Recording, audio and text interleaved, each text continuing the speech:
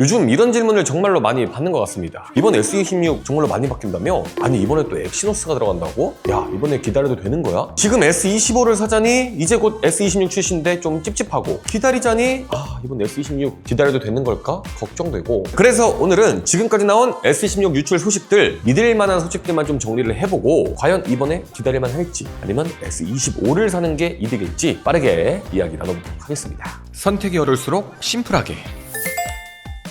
네, 반갑습니다. 심플입니다. 이번 갤럭시 S26 시리즈 드디어 언팩 날짜가 공지가 됐죠. 2월 26일 새벽에 공개가 될 예정입니다. 개인적으로 저도 정말로 많이 기대를 하고 있는데요. 오늘은 S26 출시 전에 지금까지 나왔던 유력한 소식들, 그리고 제가 가지고 있는 모거, 또 벤치마크 유출 등으로 갤럭시 S26에 대해서 이야기를 해보고, 이번에 출시될 S26 과연 기다릴 만한 제품일지, 또 기대가 되는 점은 무엇이 있고 걱정되는 점은 무엇이 있는지 오늘 한번 싹 빠르게 이야기 한번 나눠보도록 하겠습니다. 다만 오늘 전해드리는 소식은 정확한 정보는 아닐 수도 있기 때문에 참고만 해주시면 감사할 것 같아요. 자, 첫 번째 디자인입니다. 이번 S26 디자인은 딱 보면 와 대격변이다 이런 건 아닙니다. 근데 이렇게 실물 모급을 살펴보면 느낌이 좀 달라요. S23에서 25까지는 렌즈만 툭툭 박혀있는 디자인이었잖아요. 솔직히 이쁘긴 한데 조금 밋밋한 느낌이 있긴 했거든요. 근데 이번 S26부터는 기본, 플러스, 울트라 전부 렌즈들이 하나의 카메라 섬 안으로 정리가 됩니다. 이게 디자인도 디자인이지만 가장 크게 체감이 되는 게 갤럭시만의 패밀리 룩이 완성이 됐다, 이런 느낌이 가장 강했는데요. 예를 들어서 이게 S26 모검이고 이게 S25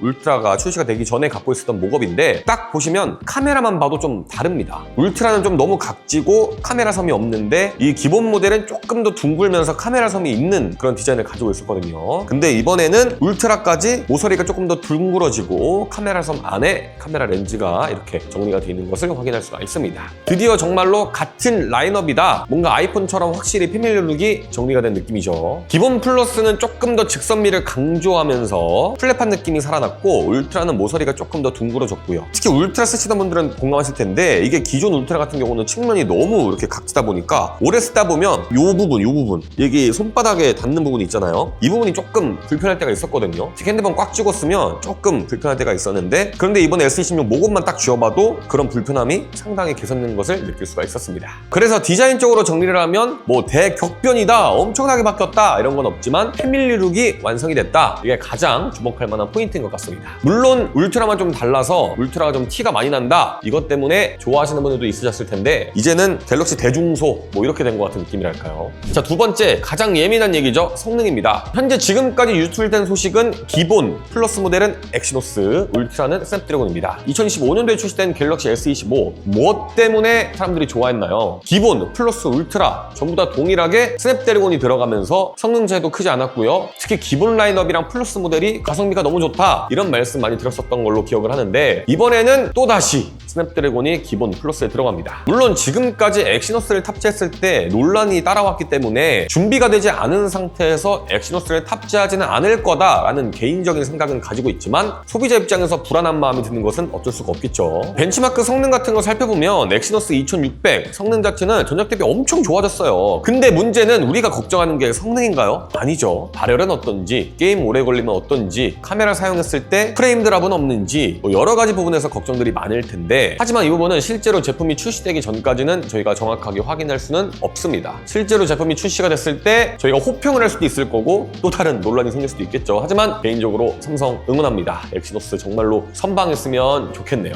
다만 울트라에는 스냅드래곤 넣어놓고 기본형에는 엑시노스를 넣는 구조 자체가 기분 좋은 구조는 아니에요. 이 부분은 확실히 소비자 입장에서 뭐지? 라고 느낄 수 있는 포인트는 확실한 것 같아요. 좀 아쉽긴 하다. 아니 자신 있으면 울트라에도 스냅드래곤 넣던가. 세 번째는 카메라입니다. 카메라는 정직하게 말하면 기본 플러스는 큰 변화 없을 것 같고요. 울트라는 조금의 업그레이드와 AI 보정이 강화가 될 것으로 보입니다. 이번 세대는 하드웨어적인 대격변이라기보다는 사진이나 영상 찍었을 때 결과물을 AI가 조금 더 효과적으로 보정해주고 보완해주는 그런 방향성의 변화들이 있을 것으로 예상이 되고요. 특히 어두운 환경에서 자동 보정, 콘서트 촬영 시 보컬과 소음의 분리, 줌 당겼을 때 디테일 보정, 뭐 이런 부분에서 조금 더 보완이 될 것으로 보이고, 사진이나 영상 좋아하시는 분들은 뭐 기본이나 플러스로 갔을 때 큰 메리트는 없을 것 같고 울트라를 구입했을 때 그래도 조금 체감되는 포인트들이 있지 않을까라는 생각이 드는 것 같습니다. 네 번째는 충전입니다. 갤럭시 쓰면서 충전이 느리다 라고 말하시는 분들 계셨나요? 개인적으로 갤럭시는 충전 속도 나쁘지 않다고 생각했는데 여기서 더 많이 개선이 된다고 합니다. 유선 충전도 마찬가지고요. 무선 충전도 체감 성능이 많이 개선될 가능성이 있다고 하고 이 갤럭시에도 맥세이프, 즉 후면에 자석이 들어갈 가능성이 있다고 하는데요. 갤럭시에서도 후면에 좀 자석이 들어가서 맥세이프처럼 좀 편리하게 무선 충전도 좀 이용하고 여러 가지 액세서리도 사용할 수 있으면 너무 좋지 않을까라는 생각을 해보는데 과연 탑재가 될지는 기다려봐야 될 것 같습니다. 근데 제발 짜치게 울트라에만 자석 넣어주고 이런 일은 없길 바랍니다. 제발 이거는 금나누기 할 거 아니잖아. 개인적으로 애플 제품을 정말로 많이 좋아하는 입장에서 맥세이프 정말로 매력적인 부분이라고 생각을 하는데 이왕 충전 속도도 개선이 되고 특히 무선 충전 사용 환경이 개선이 된다면 자석 링도 같이 안쪽에 탑재를 해주면 너무 좋지 않을까 라는 생각이 드네요. 다섯 번째 디스플레이입니다. 이번 S26에서 와 이거는 진짜로 괜찮은데 라고 느끼는 부분 중에 하나가 바로 프라이버시 디스플레이인데요. 기존 사생활 보호 필름이랑 다르게 예를 들어서 비밀번호라든가 중요한 정보가 있는 알림창 이런 민감한 정보가 화면에 떴을 때 그 부분만 옆 사람이 보지 못하게 가려주는 기능이라고 합니다. 진짜로 똑똑하지 않나요? 특히 스마트폰을 사용하다 보면 지하철에서 사용할 때도 많죠. 학교나 직장에서 사용할 때도 많은데 그때 옆에 있는 사람한테 굳이 보여주고 싶지 않은 정보들 당연히 있기 마련이거든요. 때문에 실제로 이 기능이 탑재가 된다면 정말로 유용한 기능이 되겠다라는 생각이 드는 기능인 것 같습니다. 다만 이 기능은 울트라에만 탑재가 될 가능성이 상당히 높다고 하네요. 자, 마지막으로 기대되는 점 정리를 해보면 디자인이 통일되고 특히 기본이랑 플러스 라인업이 울트라와 디자인이 비슷해지면서 기본형도 이제 플래그십 느낌이 제대로 날 것 같습니다. 또 프라이버시 디스플레이 등 일상에서 유용한 기능들이 좀 많이 탑재가 될 것으로 보이고요. 충전 속도도 개선이 되고 특히 울트라는 카메라, AR, 충전, 디스플레이까지 정말로 완성형 울트라가 될 것으로 보입니다. 걱정되는 점도 분명히 있겠죠. 기본이랑 플러스는 엑시노스가 탑재가 되면서 벤치마크 점수는 걱정이 안 되는데 실사용했을 때 뭐 발열이나 전성비 또 여러 가지 부분에서 걱정되는 부분이 있는 것은 사실이고요. 좋은 기능이 또 울트라에 몰빵된 그런 느낌을 받게 되는데 아무리 디스플레이가 통일했다고 해도 성능이 또 울트라에만 몰빵이 된다면 좀 아쉬울 수도 있겠죠. 그리고 세 번째는 가격입니다. 요즘 반도체 가격이 많이 오르면서 가격도 더 오른다라는 쪽이 좀 정배이지 않을까 그런 생각이 드네요. 자, 그래서 결론입니다. 이번 갤럭시 S26 과연 기다려도 될까요? 개인적인 생각을 정리를 해봤습니다.